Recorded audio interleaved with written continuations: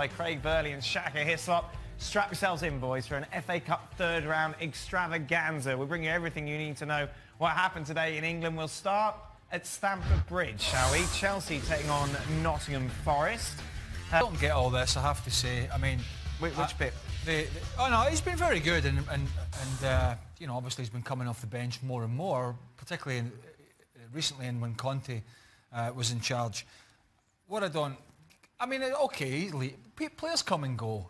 You know, he's been at Arsenal, he's been at Barcelona, he's been at Chelsea. It's not like you know, Steven Gerrard being at Liverpool, or, you know, like right. John Terry being at Chelsea all his career, or, you know, so it's, you know, it was nice to get a nice applause. Wait, what's the problem? What problem? No, it's just, I haven't got a problem with it. It was nice to get a bit of applause from the fans, but, you know, I wouldn't go overboard about the emotion. Well, he's allowed to cry, isn't he? He's allowed to be emotional.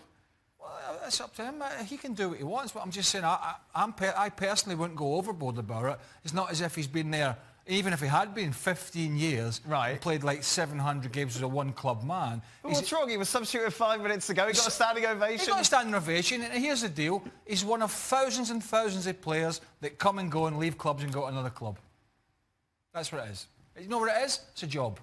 It's still a nice moment. He's allowed to be emotional, isn't he? I didn't say he's not allowed to be emotional. It seems to be what you were alluding to.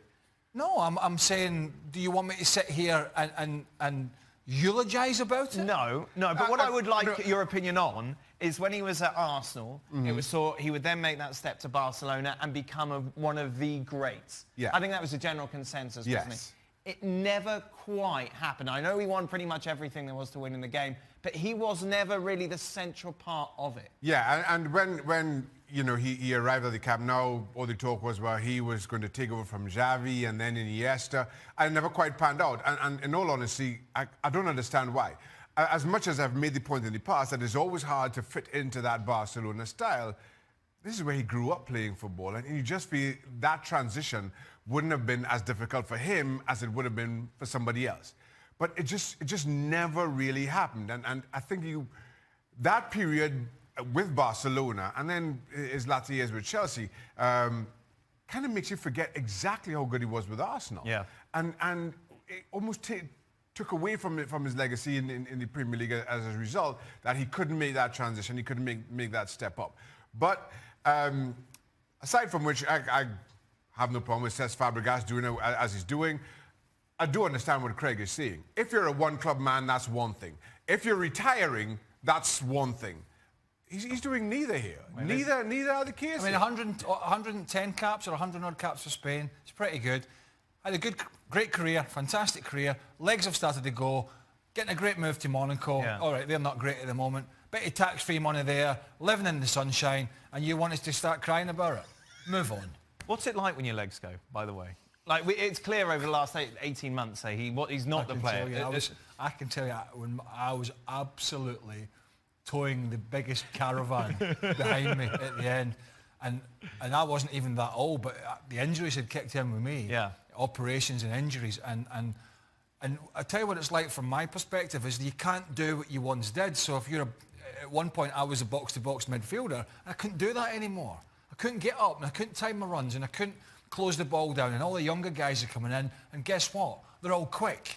Right. And they're all fast and all fit, and you just hate it. Yeah, I bet. Because you're half a yard or a yard off the pace. Now, he made up for that with his footballing brain and his skill and his intellect, because he was aware of what was around him. So he would find him, he would make space, he would make that extra yard with the quickness and sharpness of thought. So it hasn't really affected him as much, because he's never been a player that, you know, if you think about, say, Frank Lampard, who was firing up and down all the time, when Frank gets older and when he came over to New York here to play, he couldn't do that. Yeah. Cesc Fabregas is slightly different, because he's always been a ball player. It's never been about the pace. It's never been about getting around the pitch as much. But it is difficult. I wouldn't imagine it's not difficult for a goalkeeper when your legs go. Does it make a difference, Shat? Are you like slower moving around? Absolutely. I think it's just a general body thing, is it not? It is. I mean, well, one thing I felt like every time I dove, I could feel every bone in my body rattle. And that's how it felt. And then I remember my last season at West Ham, doing shooting practices with Marlon Harewood, Nigel Reo-Coker, it was a young team. And I was getting nowhere close to anything. And that was, I realized this, and I've got to call it today, and my wife and I were talking about coming back this side of the Atlantic. And so even though West Ham did offer me another year on top after the FA Cup final, I was just like, no, I can't be the goalkeeper you hope I will be, and I've got to call it. You should have done what John Burridge did, the old goalkeeper, when he went home and his missus used to throw apples and oranges in the house. And he used I had Budgie as a goalkeeper coach in Newcastle. Right, away from memory lane, Alvaro Morata. I'm not feeling sorry for him either. No, but I tell you what, he got a couple. Here's the thing: you score the goal, and you think, right. I'll tell you what. And then you always hear strikers say they just need one. You just need one to hit them on the backside, and that's all they need. But I tell you what, what I would say, I don't think this guy's going to convince anybody, no matter what he does now.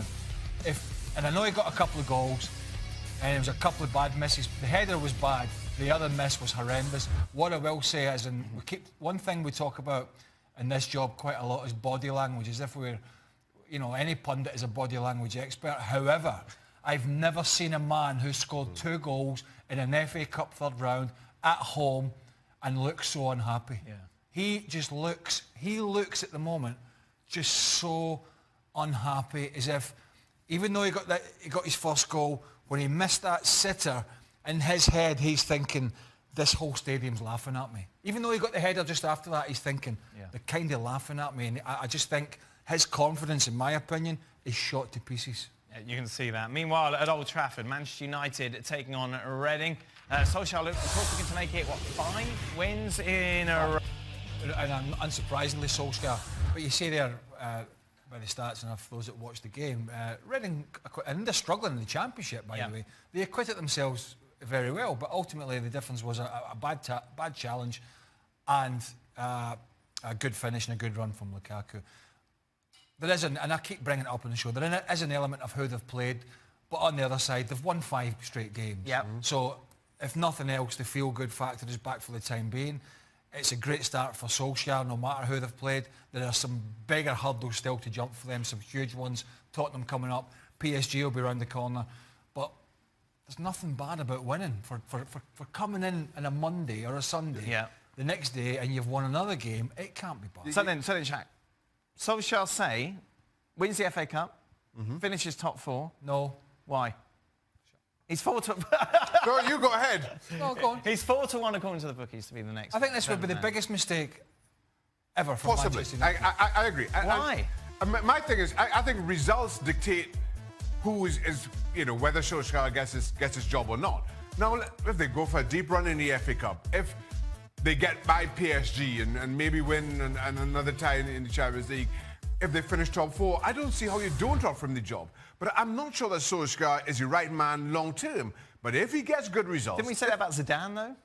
At Real Madrid, and that worked out brilliantly.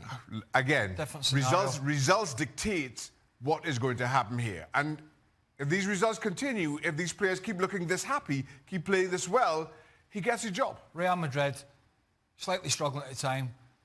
Squad of quality players. Man United, slightly struggling. Pretty average by their standard players. If emotions take over here, and then Man United will make another mistake by giving him the job, because this is a full rebuild. Even if we have 5 victories in a row, doesn't matter. This is a full rebuild. This is trying to hunt down Liverpool and Manchester City, who have spent big with 2 hugely experienced coaches. It's about challenging in Europe again, as well as domestically. That's a long-term project, as Shaq has said. Good for short-term at the moment, long-term, not for me. Plenty more FA Cup highlights to come.